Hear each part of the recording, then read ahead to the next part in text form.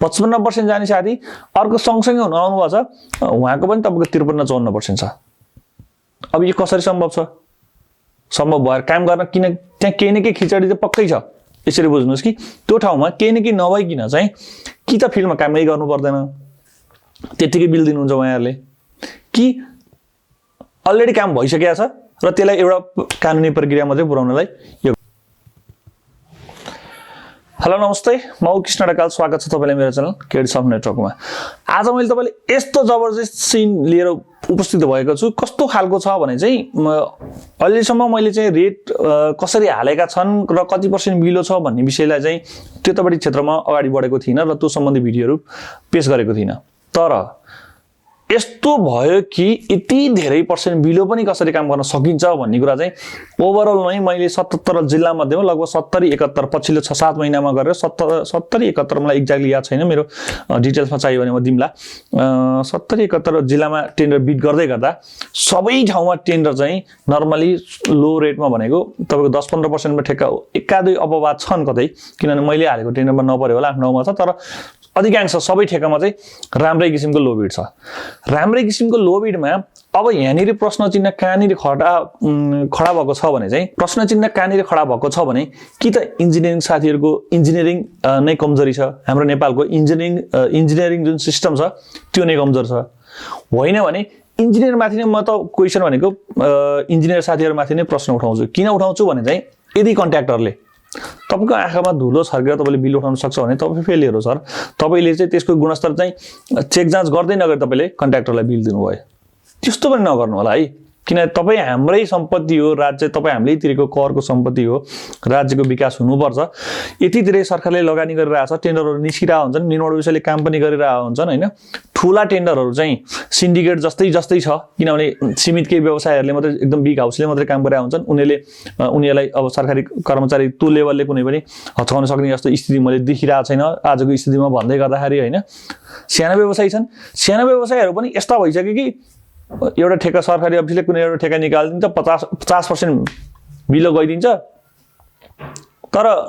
50% मा काम सजिलै सम्पन्न गर्न सक्छ। यदि कन्ट्र्याक्टरले 50% बिलोमा काम गर्न सक्छ भने तपाईले चाहिँ त्यसलाई चाहिँ किन 50% कम गराएर किन इस्टिमेट मतलब टेन्डर निकाल्न सक्नुहुन्न भनेको के। इन्जिनियरिङ साथीहरूलाई पनि मैले सरकारी कर्मचारी जो हुनुहुन्छ उहाँले हेर्नुभएको छ, मलाई अलिकति अब चाहिँ के कुरामा शङ्का लाग्न थाल्यो भने हो मैले पनि टेन्डर बिड गरेको छु तर मलाई मेरो रेटमा मलाई परेको छैन, किन मैले मेरो रेटमा गरेँ भने मसित जस्टिफाई गर्न सक्ने खुबी पनि छ र मैले आफ्नो दिन सक्ने क्वालिटी पनि दिन सक्छु। तर यो 50% घट्नेले चाहिँ के क्वालिटी दिन्छ होला हो, कसरी दिन्छ? हुन त ब्ल्याक मनी छ अथवा भएको सम्पत्ति ल्याएर यतिकै म सरकारी रूपमा अनुदान रूपमा स्वरूप काम गरेर छोडिदिन्छु भन्ने छ भने त होला। तर 17,000 भन्दा बढी व्यवसायहरू छन् नेपालमा। 17,000 भन्दा बढी व्यवसायहरू मध्येमा अधिकांश ठाउँमा यति धेरै बिलो जानुको कारण चाहिँ कतै न कतै इन्जिनियरिङ हिसाबमै खोट छ कि भन्ने मैले आशंका मात्रै व्यक्त गरेको। यसलाई चाहिँ एकदम प्रुफ नलिनु होला। आज मैले तपाईलाई विराटनगरको एउटा यस्तो घटना देखाउँदै छु होइन। हुन त मैले धेरै ठाउँको देखाउन चाहेको थिएँ तर मैले देखाएको छैन, अहिलेसम्म देखाएको थिएन। तर आज चाहिँ मलाई देखाउन मन लाग्यो, किन यो क्षेत्रमा पनि अलिकति व्यतिथि बढी भएको कारणले यो व्यतिथिलाई पनि देखाउनु पर्छ है। देखाइसकेपछि सम्बन्धित निकायमा ध्यान जान्छ कि भन्ने हिसाबले चाहिँ गरेको छु। तपाईले सबैभन्दा पहिला चाहिँ स्थानीय उपभोक्ता जो तपाईँ हामी दर्शकले हेर्नुभएको छ, आम उपभोक्ताले हेर्नुभएको छ, तपाईँको ठाउँमा कन्ट्र्याक्टरले आएर काम गरेको छ कि छैन, काम त गरेको होला तर गुणस्तर मेन्टेन भएको छ कि छैन भन्ने कुरा चाहिँ तपाईँ हामीले पनि सचेत हुनुपर्ने देखेको छु मैले। कन्ट्र्याक्टरले गुणस्तरको काम गरेछ कि छैन भन्ने कुरा सचेत तपाईँ हामी उपभोक्ता सबैले हुनुपर्छ। म आज निर्माण व्यवसाय पनि हुँ र उपभोक्ता पनि हुँ होइन। निर्माण व्यवसाय मेरो सेकेन्ड पार्ट होला तर फर्स्ट पार्ट भनेको म उपभोक्ता हो, किन म सबैभन्दा पहिला चल्नुपर्ने ठाउँ त हो नै होइन।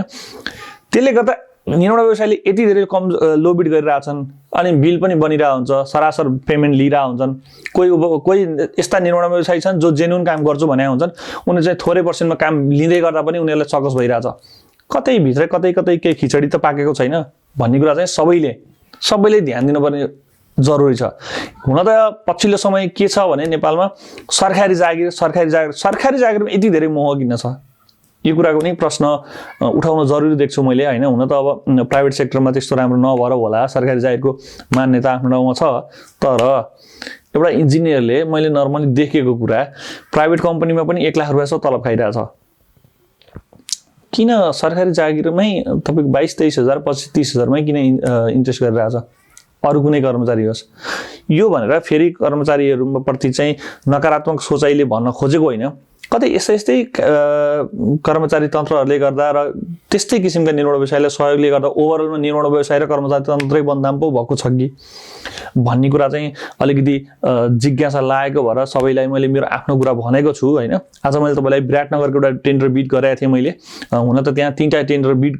थियो 3टै टेन्डरको मुजुलका मसित उपलब्ध भएको छ तर त्यसमा 3टामा मैले 2टामा बिड गरेको छैन मैले नगरेको भएर नगरेको बिडको टेन्डर तपाईलाई देखाउने कुरा भएन एउटा मैले बिड गराएको थिएँ बिड गरेको चाहिँ तपाईको 42,77,000 को एउटा टेन्डर बिड गराएको थिएँ त्यो ठेक्का चाहिँ 18,96,000 मा जसले हाल्नु भएको छ उहाँलाई परेको छ होला अब त्यसमा टेक्निकली केही फल्ट हुन सक्छ त्यसको भन्दा पछाडीको पनि के छ भने 19 लाख को हाराहारीमा छ भनेको 19,55,000 छ हेर्नु है भनेको धेरै फरक छैन 50-60,000 को फरक छ त्यो भन्दा तेस्रो हेर्नुहुन्छ भने 25,43,000 छ हैन हामी 5 जना थियौं चौथोमा म छु 5 जनामा अर्को कोही व्यवसाय हुनुहुन्छ अब हेर्नुस्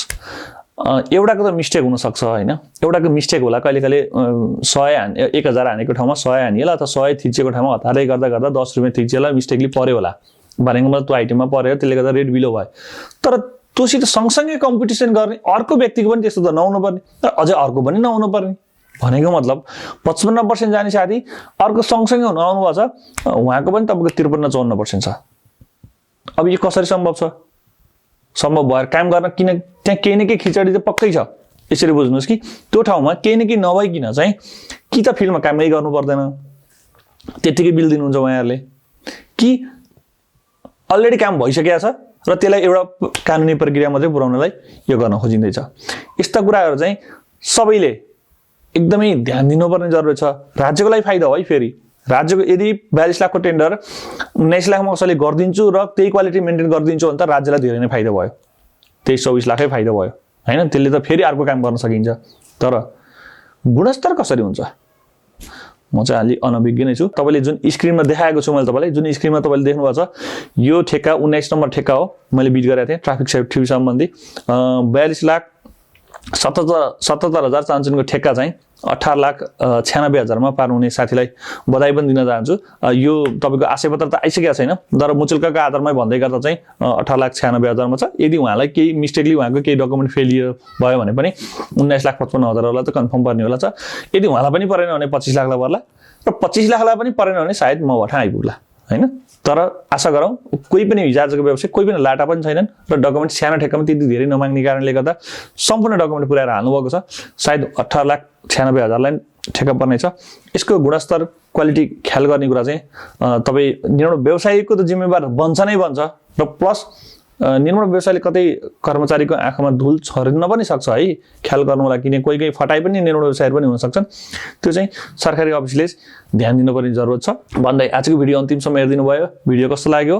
प्रतिक्रिया दिन नबिर्सिनु होला मेरो च्यानललाई लाइक शेयर सब्स्क्राइब गर्न पनि नबिर्सिनु होला भन्दै धन्यवाद दिन चाहन्छु नमस्ते